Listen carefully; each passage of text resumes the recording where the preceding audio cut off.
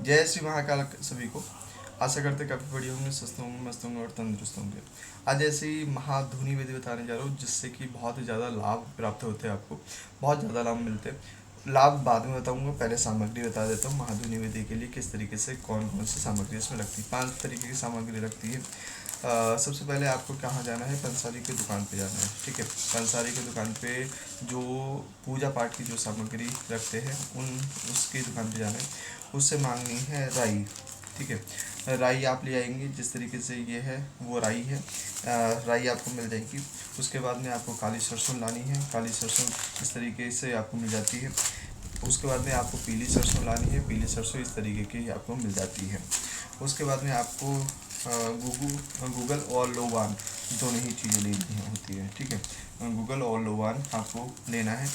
Piece लेना है इसे, और पीसने के बाद में सभी सामग्री को मिक्स कर देना है। सभी सामग्री को मिक्स करने के बाद में आप हमारी लाइव क्लास में आ जाइएगा। लाइव क्लास हमारी रात्रि को 8 बजे होती है, 8 से 9, 9:30 इस तरीके से चलती है। कभी भी आप अभिमंत्रित करवा सकते हैं। आप राइल लेके जैसे महाकाल लिख दीजिएगा और कह दीजिएगा कि भैया हमने सामग्री रख ली है, आप उसे अभिमंत्रित कर दीजिए। तो अब आपके नाम से ही नाम अपना डालिएगा, माता का नाम पिता का नाम डालिएगा, आपके नाम से ही अभिमंत्रित हो जाएगी। आप उसके बाद में जो उपला होता है, छोटा सा उपला होता है, ठीक है, बड़े उपले होते हैं उसे तोड़ लीजिएगा, छोटे छोटे आप बना लीजिए। डेली आपको सुबह और शाम दोनों टाइम करना है तो दोनों टाइम कर सकते हो, एक टाइम करना है तो एक टाइम कर सकते हो। ठीक है, आपको छोटा सा उपला आपको जलाना है, पूरा उसे गर्म करना है। जब पूरा गर्म हो जाता है, मतलब वो जल जाता है, तो उसे रखना है किसी प्लेट में, किसी मतलब सामान पे रखना है।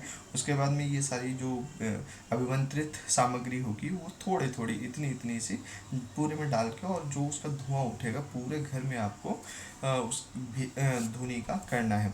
सारे कोने होंगे, सारे जितने भी कमरे होंगे, सारे कमरे होंगे, जितने फ्लोर होंगे, सभी फ्लोरों पे आपके ये जो धुनी है वो पहुंचनी चाहिए, जिससे कि सभी में ही जो भी नकारात्मक एनर्जी होगी वो निकलेगी। इससे लाभ क्या होगा? पहला लाभ इसमें ये होता है कि घर में किसी को छवियाँ दिखाई देती है। जैसे किसी को छवि दिखाई देती है, लगता है कि हमें कुछ दिखाई दे रहा है मगर वो दिखता नहीं है, एक छवि टाइप की दिखाई देती है, उसके बाद दिखता नहीं है। किसी का पीछा कर रहा है, किसी का आवाज़ मार रहा है, या फिर छम छम की आवाज़ आती है, रात को धम धम की आवाज़ आती है छत पे, और किसी को सवारी आती है।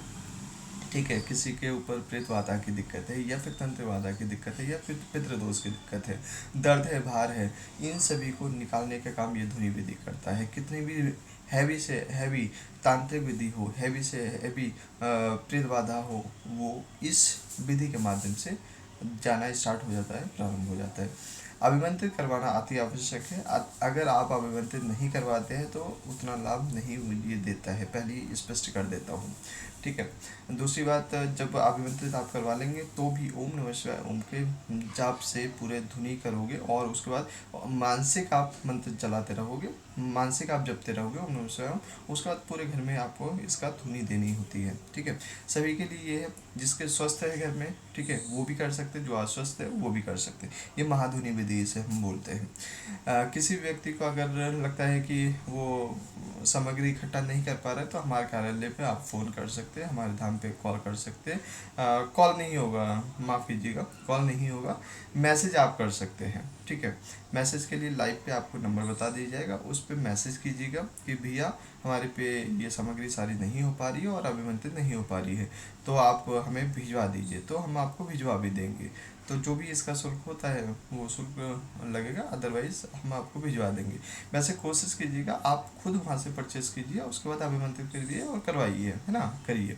क्योंकि कभी ये होता है कि कोरियर चार्ज भी लग जाता है, बहुत होता है, तो फिर हम नहीं चाहते कि आप लोगों को कोई तकलीफ हो। वैसे भी आप परेशान हो चुके हो, दर दर की ठोकरें खा चुके हो, कहीं ना कहीं आप परेशान ना हो, और आपके हर कहीं पे पंसारी की दुकान मिल जाती है। इन सामग्री को इकट्ठा कीजिए, इकट्ठा करने के बाद अभिमंत्रित जरूर करवाना है, इस बात का विशेष ध्यान दीजिएगा। ठीक है, सभी पे शिव अपनी कृपा बनाए रखे। जय श्री महाकाल।